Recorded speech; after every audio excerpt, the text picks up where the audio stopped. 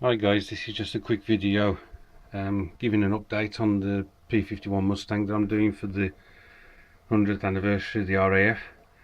As you recall, this is the 148 scale Airfix kit, the new tool that they've done.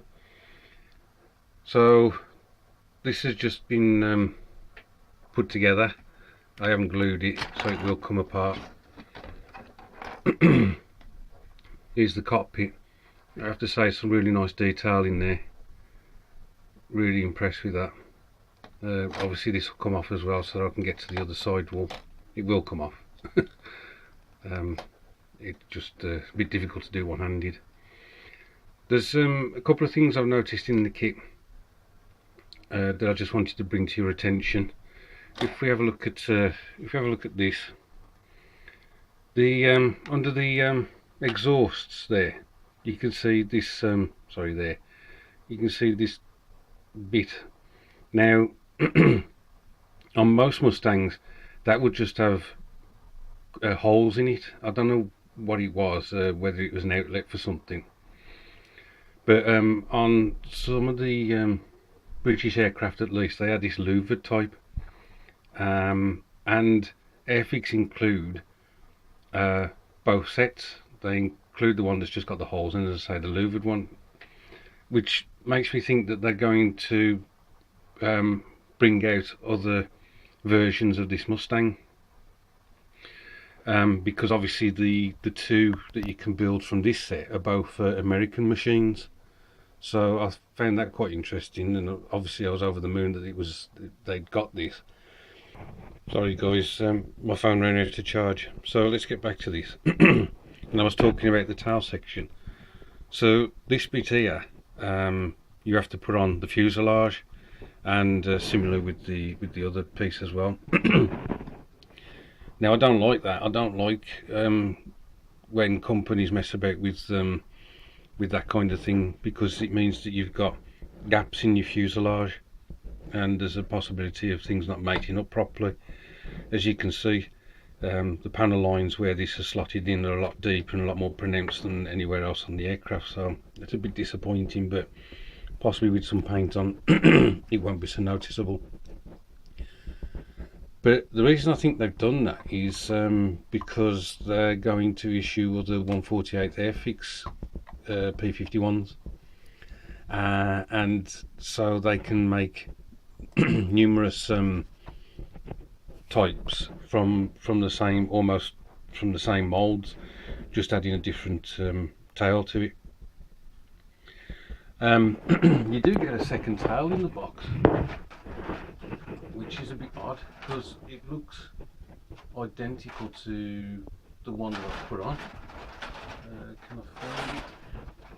Can I find it?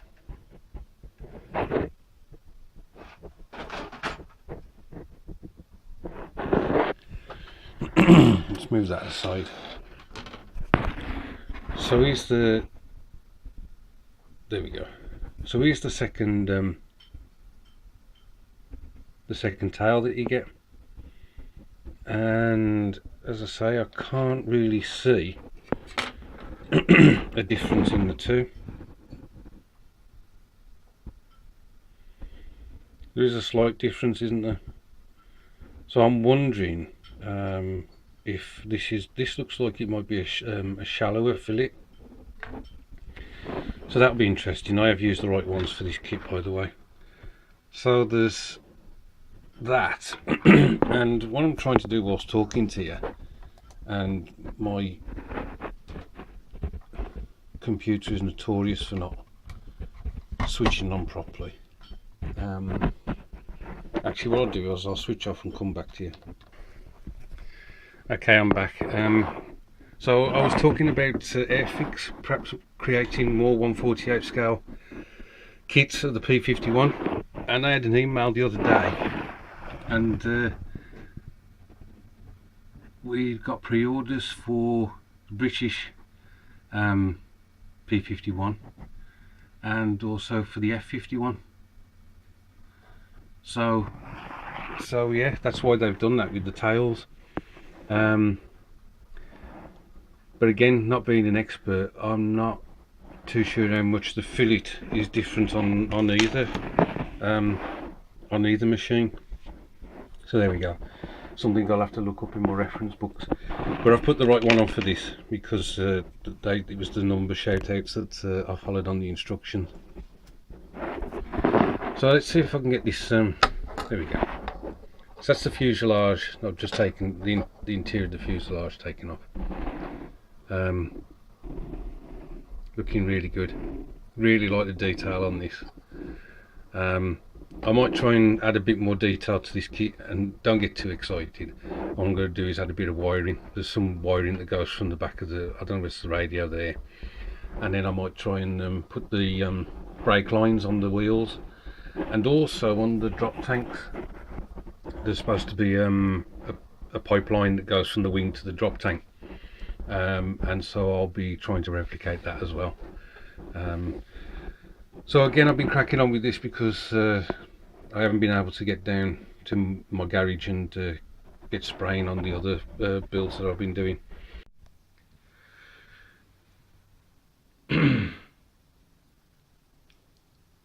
Hi guys, the earlier part of this video I shot about 2 weeks ago and obviously hadn't put it up on YouTube, so I thought I would show you a bit more progress on the build.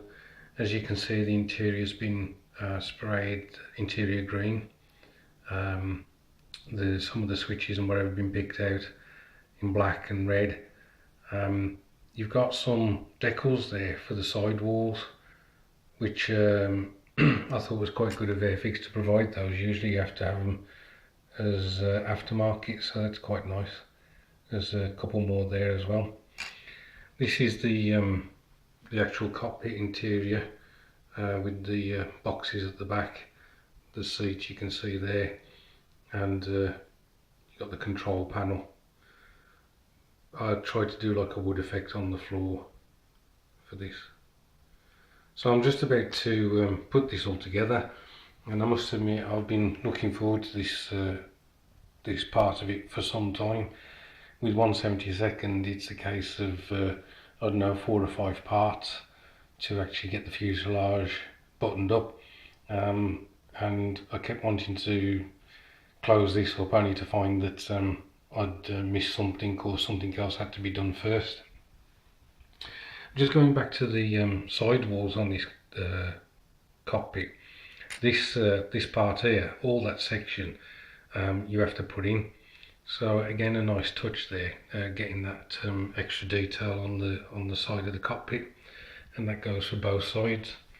So as I say, I'm going to get this buttoned up, and then we can start getting the wings on, etc., and hopefully progress will be a lot quicker. Anyway guys, thanks for watching, and I'll catch up with you soon.